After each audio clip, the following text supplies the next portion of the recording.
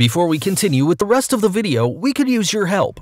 Click that like button to help spread the word about Watchjojo, and also be sure to subscribe and click the notification bell so you don't miss our future videos.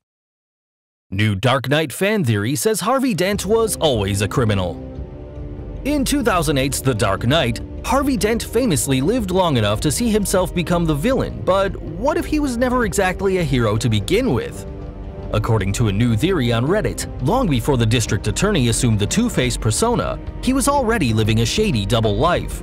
A user by the name of Timon19 opens their post by explaining that while Dent purported to fight injustice, his profession may have been a mere front for his own criminal activity.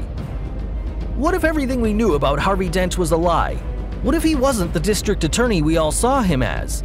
Dent took a dark fall when he turned into the menacing Two-Face and began to take down the people who didn't save Rachel. What if he wasn't a district attorney all this time? What if he was actually a gangster the whole time?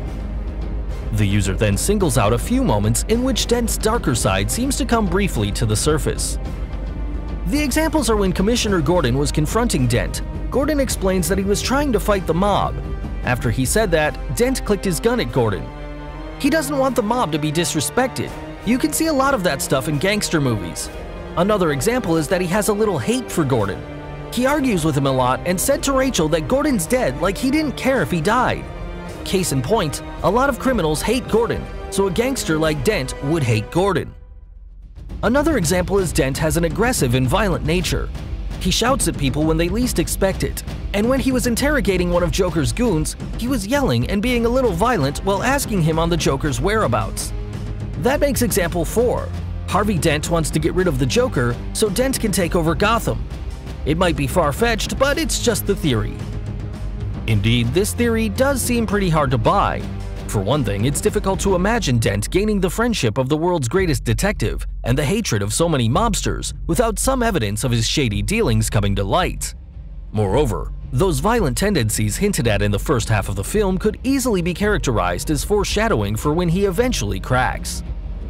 When Harvey becomes Two-Face, it isn't so much a complete 180 in personality, but rather a matter of all the anger he feels towards the injustice in Gotham being redirected into much darker methods after his mid-film trauma. These early outbursts from the character give you a brief glimpse of the passion that would eventually be his own undoing. All in all, if this theory somehow enhances your viewing of The Dark Knight, then more power to you. But it's likely that most of us would rather stick to the tragic arc that Dent's story suggests at face value.